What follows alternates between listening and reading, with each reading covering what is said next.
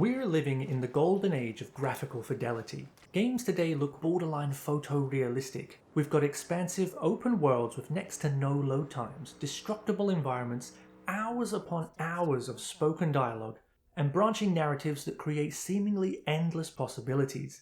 And yet, we still have players that walk faster than the NPCs they are following. Dialogue that gets interrupted if you dare move an inch. And when it comes to mission design, the fact that we still have tailing and escort missions is kinda unforgivable.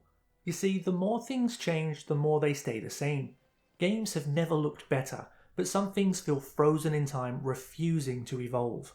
So if you'll indulge me, today I want to take a look at some of the things in games that I wish would just sail off into the sunset.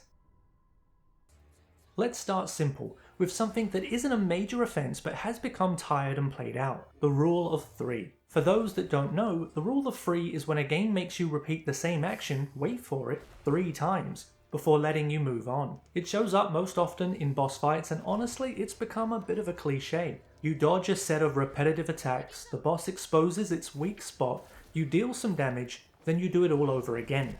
Twice. And not because it's more challenging, just because that's how it's always been done. It's not a crime, but it is predictable, and when a game's big set-piece moment becomes predictable, it's way less impressive. The rule of 3 worked in simple platformers, but games are bigger and better now. Boss battles should be too. Take From Software for example. In games like Dark Souls, Sekiro, and Elden Ring, bosses have multiple stages. Each stage feels dramatically different. The enemy evolves, the moves change, the tempo ramps up. You're constantly adapting. You're rewarded for taking risks, for daring to parry, timing dodges, and creating your own openings. The game doesn't just pause and present you with a blinking weak spot that you can hit without fear of getting hit back. You're always in it, always moving, always thinking. The rule of 3 was fine when things were simpler, but these games, they prove that we can do better, and I think that we should. Maybe this next one is just me, and if it is, fair enough, but nothing frustrates me more than when I'm mid-conversation with an NPC and the game just cuts them off. I've lost count of how many times I've been driving to a mission in, say, GTA, or riding in Red Dead, listening to a great story and some exposition, only for it to suddenly stop the second I hit a checkpoint. So stop talk. This is it. Let's move. Like, how slow did you want me to go? Did no one test the pacing of the dialogue versus the route you have to take? Now, some games try to address it, characters might comment on being interrupted or they'll pick up the conversation later, but it's still clunky and honestly it feels avoidable. Like, no joke, I've literally stopped short of a destination just so my NPC companion could finish what they were saying.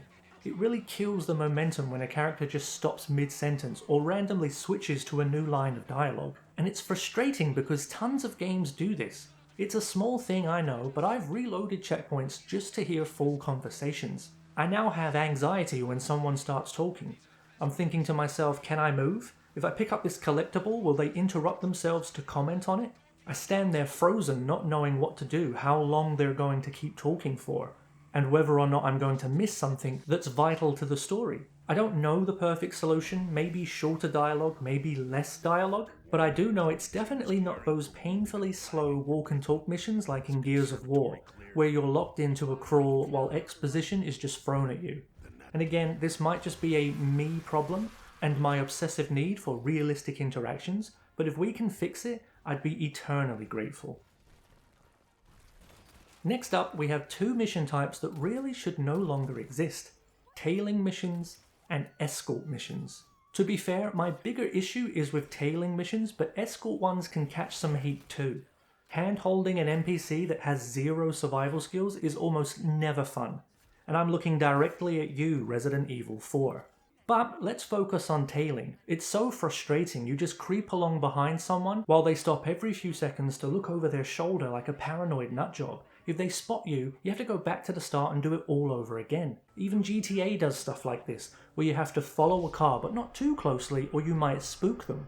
And if you do, restart the whole thing again. I think one of my main issues with this is these missions are always far longer than they really should be. They drag on. It feels like developers just throw them in because they're on a checklist, and I think that really needs to stop.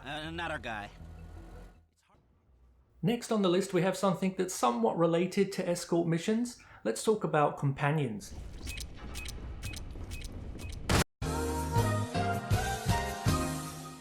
Games like Mass Effect, Fallout and The Outer Worlds love to pair you up with NPCs for missions, but honestly, they're often more annoying than they are helpful. My biggest issue? When they ruin the immersion.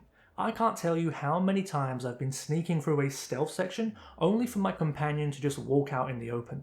And what's worse, enemies don't even care. They'll just look at this person crouched at their feet and they won't engage. It's for this reason that if I ever get the chance to play solo and be like a lone wanderer in say Fallout or Starfield, I'm picking that every time. Beyond their lack of spatial awareness, companions talk far too much, and when they're designed to serve as a helpful guide, more often than not they just end up pissing me off. I cannot open. Do you still have that pendant of yours, Dr. Jones? Like, I know I'm supposed to go over there and unlock this door with the keycard that I've just found. I cannot open the door. Try that pendant of yours. But I want to search the area first to see if there's any collectibles, any items, resources, ammo. What I don't need when I'm doing that is for the NPC to constantly repeat, I cannot open the door.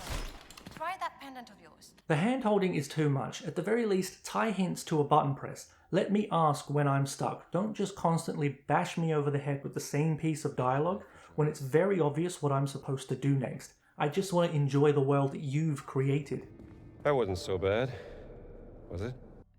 And the last one in today's video, let's talk about boring trophies and achievements. When achievements first came out, they were great. They added a challenge. They made games more fun. Now, you unlock most of them just by playing through the story. It's so disheartening to hear that achievement pop only to read it and it says something bland like, completed chapter 4 on medium difficulty. Like, seriously? Is that the best you could come up with? Is that the best you could do? I feel that achievements should be used for cool challenges or for fun little Easter eggs. For example, in the game Project Gotham Racing 4, if you're in a DeLorean on a track while it's raining and you hit 88 miles an hour as thunder strikes, you get a Back to the Future achievement. It's such a cool little touch and something I wish more games would do. It's clever, it's fun, and it makes people want to share them. One of the things I loved when I got a new game was looking through the achievement list to see if there was something fun or interesting to do. But now, they're just bland. The majority of them are, complete this on easy, complete this on medium, you completed this on hard. It's lazy. And while we're on this subject, if your story-based achievements are rare, like if I'm popping one for completing chapter 2 with the extra bells and whistles, that's not a good look. That tells me no one's playing your game. So please, let's have fun with achievements. Anything that isn't just, hey man, you completed it, good job. Story-based achievements need to go. There is no excuse in 2025. And there you have it, a much needed vent about the most frustrating things in games today. Did I miss anything that drives you crazy? Let me know in the comments below. And don't forget to like and subscribe for more gaming content.